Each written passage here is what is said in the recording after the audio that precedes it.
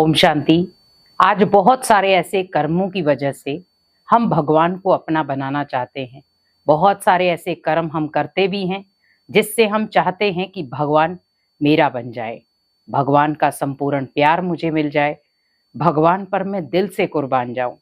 लेकिन हमेशा आपको ध्यान रखना है कि आपका जितना बड़ा संकल्प होगा उतनी ही बड़ी जीवन में परिस्थितियां आएंगी। क्योंकि आज आपने देखा कि जब मीरा ने कदम उठाया कि मुझे भगवान का बनना है, तो पूरी दुनिया ने उसके जीवन में बेड़ियां डाल दी, लेकिन उसने निश्चय नहीं छोड़ा। इसी प्रकार हमें ध्यान रखना है कि जब आप एक सच्चाई के रास्ते पर खड़े होते हैं, बहुत सारी विकराल परिस्थितियों का आपको सामना करना पड़ता है। लेकिन याद रखें कि जितनी बड़ी विकराल परिस्थितियां होंगी, क्या मेरी स्थिति वैसी है कि मैं उन विकराल परिस्थितियों का सामना कर सकूं। आज आप देखें, सागर की बड़ी बड़ी लहरें आती हैं, लेकिन जिसे तैरना आता है उसके लिए लहरें भी क्या है। अगर भगवान का प्यार मुझे मिला है, भगवान का साथ मुझे मिला है, तो मुझे ओनली अपने संकल्पों को और अपने कर्मों को श्रेष्ठ बनाना है। क्योंकि हमारे कर्म ही भगवान के साथ हमें कनेक्ट करते हैं। जितना हमारा कर्मों का अटेंशन होता है, जितने हमारे कर्म श्रेष्ठ होते हैं, हम भगवान के हर कदम पर सच्चाई से चलते हैं, भगवान भी हर जगह पर हमारी मदद करता है। लेकिन अगर हमारे किसी भी कर्म में सच्चाई नहीं है, लेकिन हम कह जरूर रहे हैं भगवान मेरा है, लेकिन सच्चाई के आधार पर नहीं, तो भगवान हमारी मदद करता भी नहीं है। क्योंकि हमने बहुत सारे लोगों को देखा है, जीवन को निशावर किया है, पर लाइफ में खुशियां नहीं है, लाइफ में सुकून नहीं है। हमेशा ध्यान रखें कि सत्य की नाव हिलेगी डुलेगी, लेकिन डूब नहीं सकती। सच के सामने बहुत सारी परिस्थितियां खड़ी हैं, झूठ के सामने कोई परिस्थितियां नहीं है। आप जब किसी इंसान का बनेंगे कोई प्रॉब्लम नहीं आएगी, लेकिन आपको जब भगवान का बनना है तो दुनिया भर के लोग आपकी प्रॉब्लम के लिए खड़े हो जाएंगे, आपको प्रॉब्लम देंगे, आपके सामने परिस्थितियां खड़ी करेंगे। आज आप देखें, आपको एक इंसान को किसी दूसरे का बनना है, क्या प्रॉब्लम आएंगी जीवन में? बिल्कुल भी नहीं। लेकिन जब वो व्यक्ति आपकी लाइफ में आ जाता है, वही आपके लिए सबसे बड़ी प्रॉब्लम बन जाता है कई बार। लेकिन हम उससे हाथ नहीं छुड़ा सकते। फिर कई बार हम कहते हैं क्या करें, झेलना पड़ता है, क्या करें, मेरे ही कोई कर्म होंगे जिसकी वजह से मुझे ये दिन देखना पड़ा। आज बहुत सारे ऐसे सरकमस्टांस आप देख रहे हैं दुनिया में। आज भले एक मैरिड लाइफ हो या अनमैरिड लाइफ हो, दोनों लाइफ में क्या है, हम भगवान के प्यार से वंचित हैं। क्योंकि अगर अनमैरिड लाइफ है तो संकल्प चल रहे हैं, लेकिन क्या हम भगवान के प्यार के बिना आगे बढ़ सकते हैं? कभी भी नहीं। आप लाइफ में आगे बढ़ सकते हैं, आप किसी दूसरे व्यक्ति के साथ आगे बढ़ सकते हैं, पर भगवान के प्यार से वंचित हो जाएंगे, भगवान की पालना से वंचित हो जाएंगे, भगवान के खजानों से वंचित हो जाएंगे। और भगवान जो पूरी दृष्टि आपके ऊपर रखता था, वहां पर वो दृष्टि से वंचित हो जाएंगे।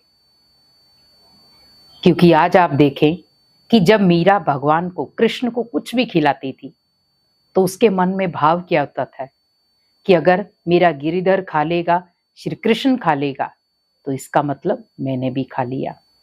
लेकिन लोगों ने, उसने तो कृष्ण को भोग लगाया, लेकिन लोगों ने उसे जहर का प्याला दिया। क्या उसने स्वीकार नहीं किया?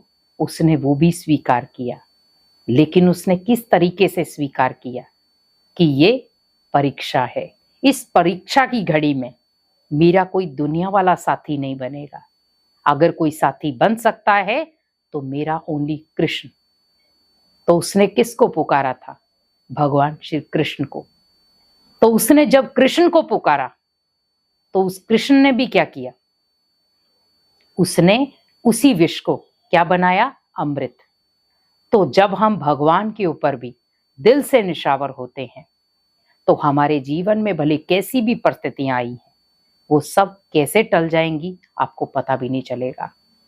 लेकिन हमें मन से स्ट्रांग बनना है, परिस्थिति कैसी भी मेरे सामने आई है, वो मुझे हिलाने आई है, परेशान करने आई है, मेरी स्थिति को चेक करने आई है, लेकिन मुझे उतना ही पावरफुल बन करके खड़े होना है। क्योंकि मेरा साथी कौन है? स्वयं भगवान, कोई इंसान नहीं। क्योंकि मुझे किसी इंसान को साथी बनाना ही नहीं है। क्योंकि आज आप देखें, एक इंसान ही दूसरे इंसान को धोखा दे रहा है, लेकिन कभी आपने सुना है कि भगवान ने हमें कभी धोखा दिया हो? हम भगवान को फिर भी धोखा दे देते हैं, पर भगवान कभी भी अपने बच्चों को धोखा नहीं देता। एक इंसान धोखा देने पर विवश हो जाता है, क्योंकि हम कई बार कहते हैं इंसान गलतियों का पुतला है, लेकिन कब तक? हम कई बार वो गलतियां जानबूझकर भी करते हैं, कई बार अनजाने में भी हो जाती हैं, लेकिन हम कब तक उन गलतियों को छुपाएंगे? एक दिन तो वो सामने आएंगी, और वो एक जटिल परिस्थिति के रूप में। क्योंकि हम जब भगवान से बहुत सारी बातें छुपाते हैं, तो वो सारी परिस्थितियां एक साथ इकट्ठी हो जाती हैं। तो हम कई बार कहते हैं, भगवान आपने मेरा साथ क्यों नहीं दिया? तो भगवान आपको उसी समय बताता है कि तूने मेरी लाइफ में, तू मेरे साथ जुड़ा हुआ था, लेकिन तू बहुत सारे ऐसे गलत कर्म कर रहा था जो मेरे को भी नहीं पता था। तू मेरे से छुपा रहा था, इसीलिए तुझे इस परिस्थिति में मैंने डाला है। अब निकल कर दिखा। अगर तू मेरा होगा तो निकल कर आएगा, अगर तू दुनिया का होगा तो दुनिया का बन के रह जाएगा। क्योंकि जीवन में हमेशा याद रखें, परिस्थितियां उसी के पास आती हैं जो स्ट्रांग होता है, मजबूत होता है। क्योंकि आज कमजोर व्यक्ति के पास कोई परिस्थितियां नहीं, क्योंकि कमजोर व्यक्ति के पास कोई परिस्थितियां नहीं भेजेगा।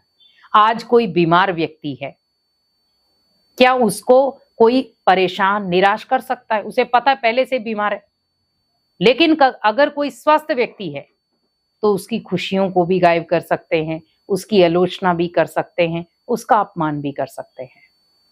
जैसे कई बार हम देखते हैं ना कि एक हार्ट पेशेंट है या कोई बीपी पेशेंट है, तो हम कहते हैं अरे इसको स्ट्रेस मत दो। लेकिन कई बार उस स्ट्रेस की वजह से हम अपनी लाइफ दांव पे लगा देते हैं, और हम कई बार इतनी चकाचौंध भरी दुनिया में फंस जाते हैं जहां पर ना तो हम भगवान का हाथ पकड़ पाते और ना किसी इंसान का, और हम मझधार में फंस जाते हैं। हमेशा याद रखें कि जिस आत्मा ने भगवान की उंगली पकड़ी है, वो कभी अगर हताश भी होता है, टूटता भी है, बिखरता भी है, तो उसको समेटने का काम स्वयं भगवान करता है। ये आपने बहुत सारे उदाहरण देखे। इसीलिए भगवान को अपना साथी बनाएं, रक्षक बनाएं, और हमेशा जीवन में खुश रहें।